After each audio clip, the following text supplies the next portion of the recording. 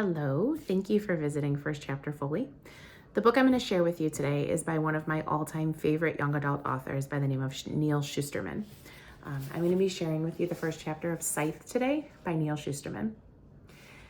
So Scythe is set in a futuristic world where our two main characters, Citra and Rowan, have just been chosen as Scythe apprentices, which means that they are going to be training under Scythes who have a very specific job. Their job is to end life in order to control the population. So here's the first chapter of Scythe.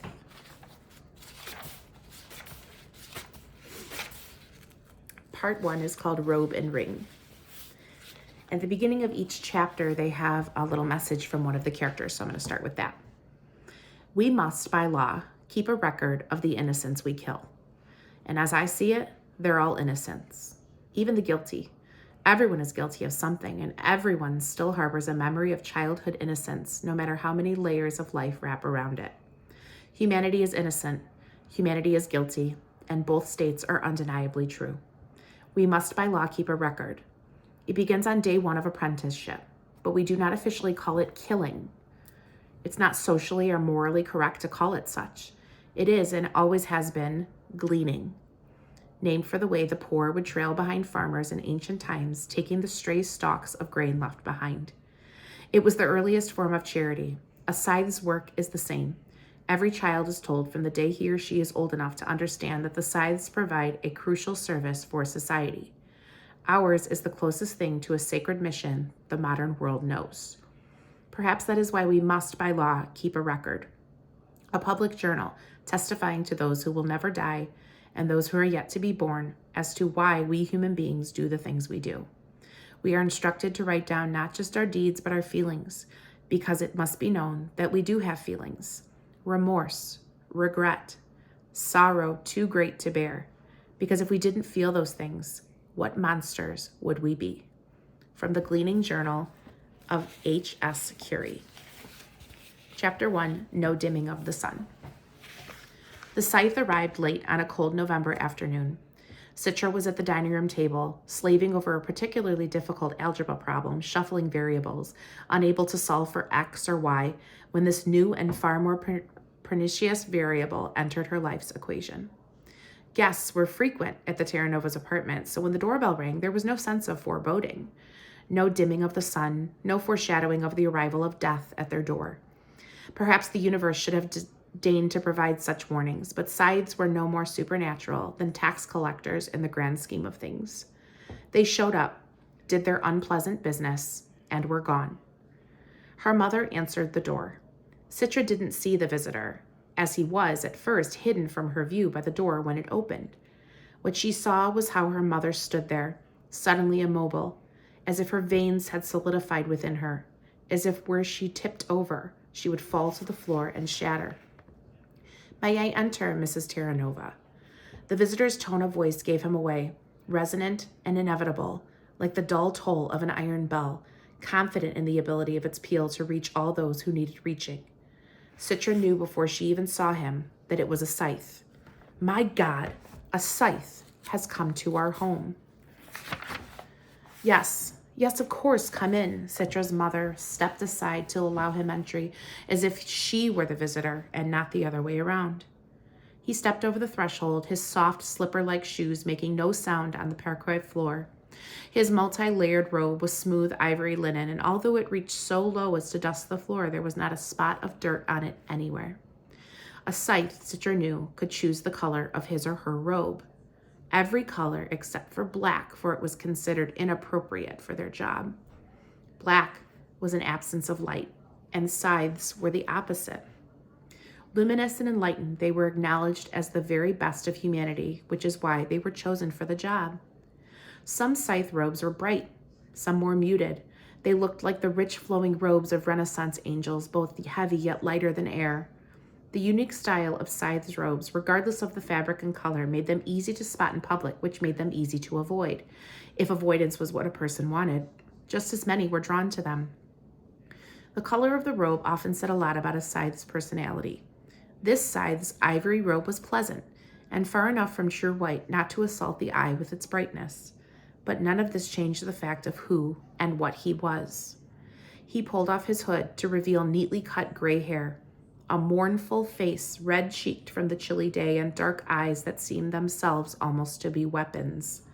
Citra stood, not out of respect, but out of fear, shock. She tried not to hyperventilate. She tried not to let her knees buckle beneath her.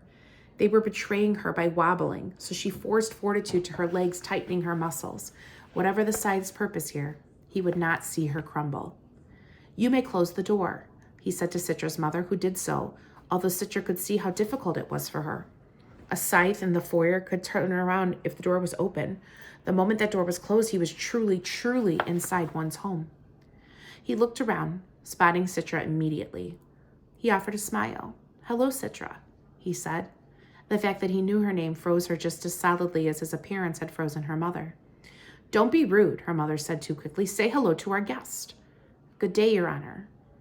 "Hi," said her younger brother Ben, who had just come to his bedroom door, having heard the deep peal of the Scythe's voice. Ben was barely able to squeak out the one-word greeting. He looked to Citra and to their mother, thinking the same thing they were all thinking. Who has he come for? Will it be me?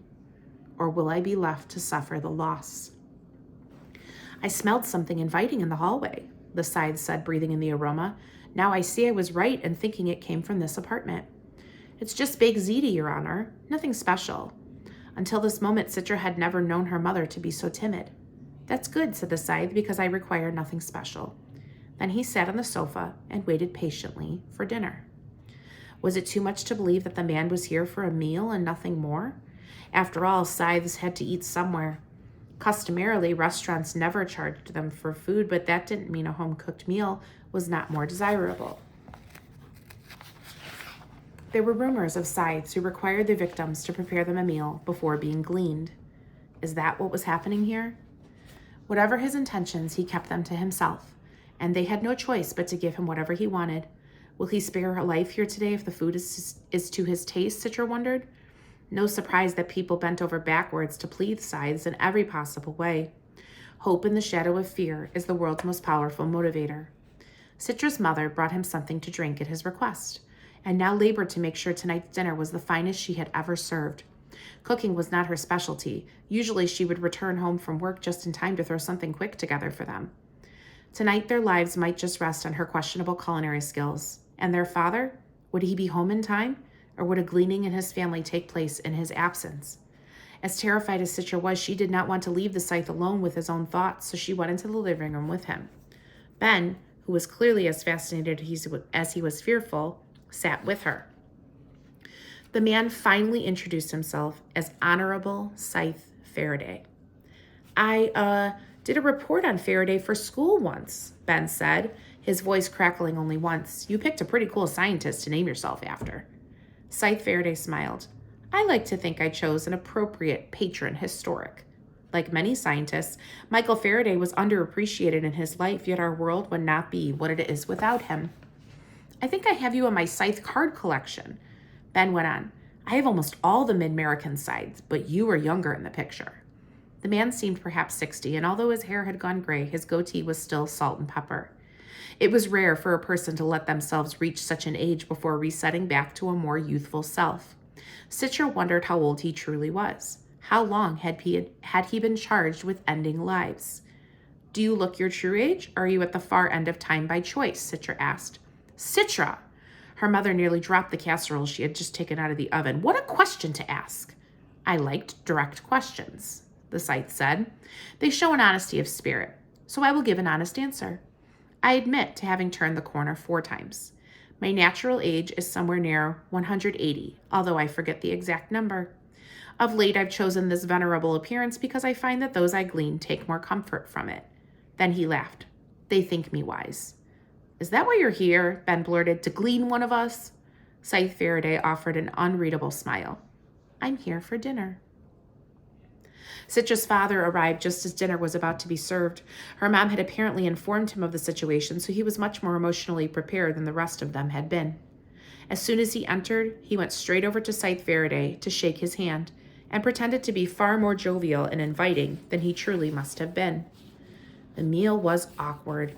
Mostly silence punctuated by the occasional comment by the Scythe. You have a lovely home. What flavorful lemonade. This may be the best baked ziti in all of Mid-America. Even though everything he said was complimentary, his voice registered like a seismic shock down everyone's spine. I haven't seen you in the neighborhood, Citra's father finally said. I don't suppose you would have, he answered. I am not the public figure that some other Scythes choose to be. Some Scythes prefer the spotlight, but to truly do the job right, it requires a level of anonymity. Right. Citra bristled at the very idea. There's a right way to glean? Well, he answered, there are certainly wrong ways, and said nothing more about it. He just ate his ziti. As the meal neared its close, he said, Tell me about yourselves. It wasn't a question or a request. It can only be read as a demand. Citra wasn't sure whether this was part of his little dance of death or if he was genuinely interested. He knew their names before he entered the apartment, so he probably already knew all the things they could tell him. So why ask? I work in historical research, her father said. I am a food synthesis engineer, said her mother. The Scythe raised his eyebrows. And yet you cooked this from scratch. She put down her fork. All from synthesized ingredients. Yes, but if we can synthesize anything, he offered, why do we still need food synthesis engineers? Citra could practically see the blood drain from her mother's face. It was her father who rose to defend his wife's existence. There's always room for improvement. Yeah, and Dad's work is important too, Ben said. What, historical research? The Scythe waved his fork, dismissing the notion. The past never changes, and from what I can see, neither does the future. While her parents and brother were perplexed and troubled by his comments, Citra understood the point he was making. The growth of civilization was complete. Everyone knew it. When it came to the human race, there was no more left to learn, nothing about our own existence to decipher, which meant that no one person was more important than any other. In fact, in the grand scheme of things, everyone was equally useless. That's what he was saying, and it infuriated Citra because on a certain level, she knew that he was right. Citra was well known for her temper. It often arrived before reason and left only after the damage was done. Tonight would be no exception. Why are you doing this? If you're here to glean one of us, just get it over with and stop torturing us. Her mother gasped, and her father pushed back his chair as if ready to get up and physically remove her from the room. Citra, what are you doing? Now her mother's voice was quivering. Show respect. No! He's here. He's going to do it, so just let him do it. It's not like he hasn't decided. I've heard that Scythes always make up their mind before they enter a home. Isn't that right? The Scythe was unperturbed by her outburst. Some do, some don't, he said gently. We each have our own way of doing things. By now, Ben was crying. Dad put his arm around him, but the boy was inconsolable. Yes, Scythes must glean, Faraday said, but we also must eat and sleep and have simple conversations. Citra grabbed his empty plate away from him. Well, the meal's done, so you can leave. Then her father approached him. He fell to his knees. Her father was actually on his knees to this man. Please, Your Honor, forgive her. I take full responsibility for her behavior. The Scythe stood. An apology isn't necessary. It's refreshing to be challenged. You have no idea how tedious it gets. The pandering, the obsequious flattery, the endless parade of sycophants. A slap in the face is bracing. It reminds me that I'm human. Then he went to the kitchen and grabbed the largest, sharpest knife he could find. He swished it back and forth, getting a feel for how it cut through the air. Ben's wails grew and his father's grip tightened on him. The Scythe approached their mother. Citra was ready to hurl herself in front of her to block the blade, but instead of swinging the knife, the man held out his other hand. Kiss my ring. No one was expecting this, least of all Citra. Citra's mother stared at him, shaking her head, not willing to believe. You're granting me immunity? For your kindness in the meal you served. I grant you 1 year immunity from gleaning. No Scythe may touch you. But she hesitated. Please grant it to my children instead. Still, the Scythe held out his ring to her. It was a diamond the size of his knuckle with a dark core. It was the same ring all Scythes wore. I'm offering it to you, not them. But, Jenny, just do it, insisted her father. And so she did. She knelt and kissed his ring, and her DNA was read and was transmitted to the Scythesdom's immunity database. In an instant, the world knew that Jenny Terranova was safe from gleaning for the next 12 months. The Scythe looked to his ring, which now glowed faintly red, indicating that the person before him had immunity from gleaning. He grinned, satisfied, and finally he told them the truth. I am here to glean your neighbor, Bridget Chadwell, Scythe Faraday informed them, but she was not yet home, and I was hungry. He gently touched Ben on the head, as if delivering some sort of benediction. It seemed to calm him. Then the scythe moved to the door, the knife still in his hand, leaving no question as to the method of their neighbor's gleaning. But before he left, he turned to Citra. You see through the facades of the world, Citra Naranova. You would make a good scythe. Citra recoiled. I would never want to be a scythe. That, he said, is the first requirement. And then he left to kill their neighbor. They didn't speak of it that night. No one spoke of gleanings, as if speaking about it might bring it upon them. There were no sounds from next door, no screams, no pleading wails, or perhaps the Terranova's TV was turned up too loud to hear it. That was the first thing Citra's father did once the scythe left. Turn on the TV and blast it to drown out the gleaning on the other side of the wall. But it was unnecessary because however the scythe accomplished his task, it was done quietly. Citra found herself straining to hear something, anything. Both she and Ben discovered in themselves a morbid curiosity that made them both secretly ashamed. An hour later, Honorable Scythe Faraday returned. It was Citra who opened the door. His ivory robe held not a single splatter of blood. Perhaps he had a spare one. Perhaps he had used the neighbor's washing machine after her gleaning. The knife was clean too, and he handed it to Citra. We don't want it, Citra told him, feeling pretty sure she could speak for her parents on the matter. We'll never use it again. But you must use it, he insisted, so that it might remind you. Remind us of what? That a scythe is merely the instrument of death, but is your hand that swings me. You and your parents and everyone else in this world are the wielders of scythes.